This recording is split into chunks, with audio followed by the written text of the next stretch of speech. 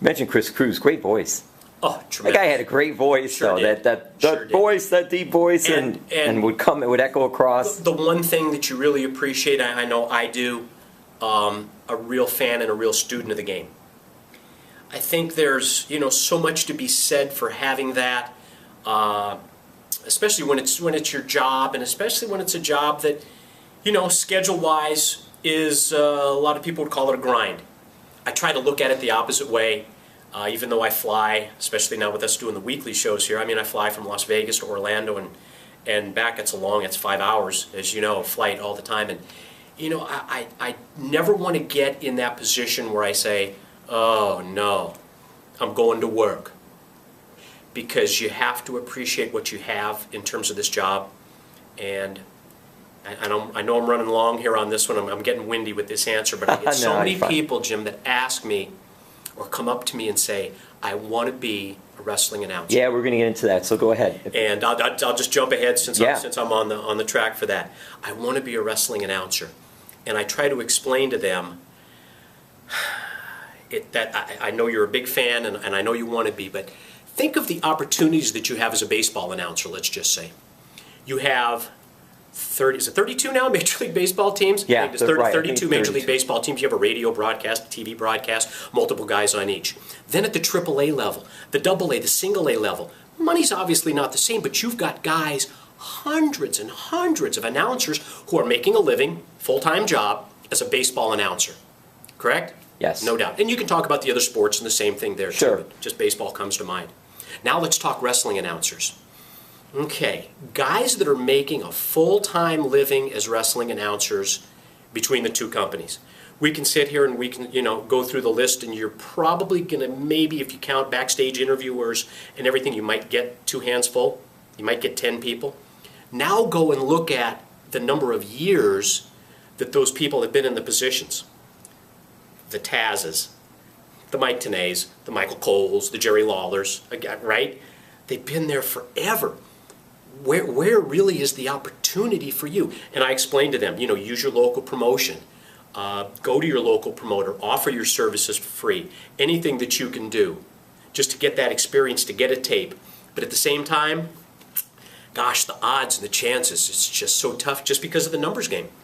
See, you mentioned the numbers, and that's an excellent point, because talking with Earl Hebner and Brian Hebner, same thing with the referees. So limited, isn't it? So limited as far as that goes. Even when you say to become a wrestler, a knockout, superstar, whatever you term it, to become a wrestler. That's super limited too. That's super limited too. You're only talking about a couple hundred people. Right, but it's not as limited as an announcer or a referee. Exactly. And so many people say, I want to be in the wrestling business, but I know that physically I do not have what it takes to be a wrestler. So where do they gravitate to? Announcer, referee. And that's great, but again, as you said, talking with the Hebners, it's just such a limited number of positions. And my God, Earl's been around forever, decades in the position, and it's just a tough thing really to break into. So I try and offer them support, but at the same time, try and also explain to them just how difficult it's going to be. The reality. Yeah, that's the reality. It's not like it's not like anyone's there saying you shouldn't try to do that. You shouldn't try to live your dream. No, but just to be real about it. Be prepared. And they always say, well, what should I do? Where should I go? And I always try to explain to them, I think your absolute best training, your best background is going to be in journalism. Something, near and dear to you. It's what I loved, initially. I was a high school sports editor. Did all the stringing jobs for the local newspapers covering the high school football games and all that. I still write for the Los Angeles Kings hockey team. I write a column for them, So I think the journalism background, if I have to direct them in one particular route, outside of getting a position or a college that might have a broadcasting TV department, which of course would be fantastic, start off in high school with journalism and get the absolute basics of what it takes to be a journalist. And now when you're going to go out and present a story, even as a TV broadcaster, as a wrestling announcer, you know what it takes to fill in, all those slots, all those positions, what you need to bring to the table. So that's the route that I try and put them in.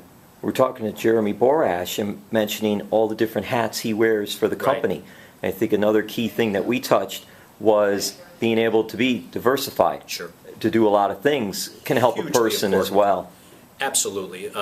Especially these days, and I know you guys were talking about the social media aspects. Sure, I was going to ask you about that next. Sure. That, and if you think about it, really coming in, what got me started in WCW and was the first step to me getting my foot in the door would be that era's equivalent to social media, and that's the WCW hotline.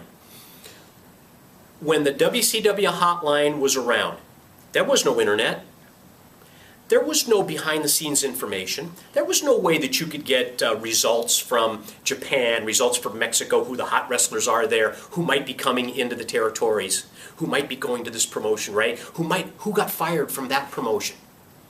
There was nowhere to get that information. So initially, I'm doing the radio show, the national radio show, and WCW came to me, thought it would be a great fit to bring me in for the WCW hotline. And everything falls into place. So again, diversification, where you start, not necessarily where you're going to end up, but what a huge and what an important first step. You've also got to be able to go anywhere and do everything. Sure. It's not easy to say no, especially when there's limited spots available. And if you're looking for that opportunity, what's really the point? If you find that your schedule's not going to work, your family life is just, what happens to your family life when you have this job and travel so much can be very difficult. You have to have support at home. I happen to be fortunate. I've been married to my wife for 25 years. And to think of what she has put up with in terms of my schedule for the last 20 years in professional wrestling. Think of the WCW schedule, Monday Nitros, 52 weeks a year. The TNA broadcast, we're going 52 weeks a year. In Atlanta, because of the tie-in that we had with TBS and TNT, we would always talk to the Braves announcers and the Hawks announcers. And I can remember with Joe Simpson, one of the Braves announcers, having a conversation with him. I remember Joe because Joe used to play ball. Joe, sure, I think played Joe for the Dodgers. played for the Dodgers. You're right, yes. They have an off season. So even when they start in March with spring training, and God bless them, they're doing 162 games. So I'm not trying to say that they're not working as hard as we are. But half of those, 81 of those, are home games. At the same time, once the season's over, maybe if you advance to the postseason, you're good to go through October. But now you've got November, December, January, February. You got 4 or 5 months off with the family to recharge, So there's nothing like the schedule of someone in the wrestling business. You can't compare it to any other sport because there is no off season. There is no downtime. It's 52 weeks a year. And if you don't love it, I suggest you try something else.